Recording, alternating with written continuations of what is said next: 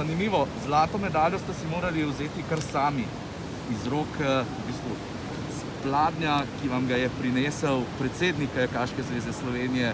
Kako ste doživeli današnji dan? Ja, nisem pričakoval, da bo tako posebno zmagati doma. V bistvu to je moja prva zmaga tukaj v Tacnu na tako pomembni tekmi, kakor je svetovni pokal, in kljub temu, da tribune niso polne,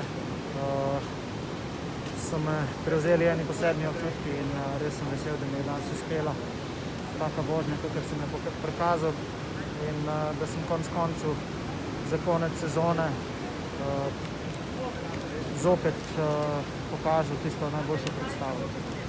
Luka, pred 4 tedni sva se pogovarjala v Pragi po evropskem prvenstvu. Bili ste vidno razočarani, ko ste osvojili 4. mesto. Kako ste se zbrali za to tekmo tu doma? Zbrati se mi ni bilo težko. Imel sem nekaj težav z rahlo poškodbo, ki jo bom saniral dokončno zdaj po sezoni. Največ sem se ukvarjal s tem, ampak mislim, da sem bil danes spet izjemno, kakor že tudi v Pragi na evropskem prvenstvu sem bil spet izjemno pripravljen.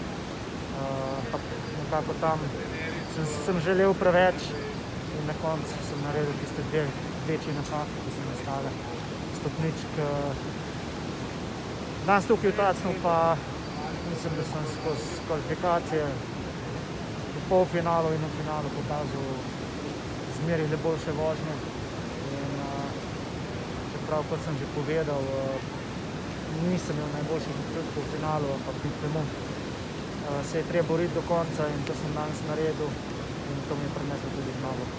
Kako je bilo v cilju spremljati še zadnja dva najhitrejša v polfinalu, med njimi je bil tudi evropski prvak Benjamin Savšek.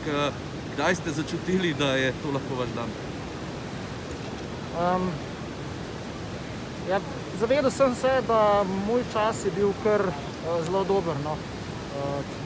Če bi kdo, bi ga Beni lahko presegel, ampak kakor je že Pero včeraj dejal, imamo tako vodo danes tukaj, da kdaj se ti odpre, kdaj pa malo zapre in potem ti ne steče čoln tako, kot da bi mogel.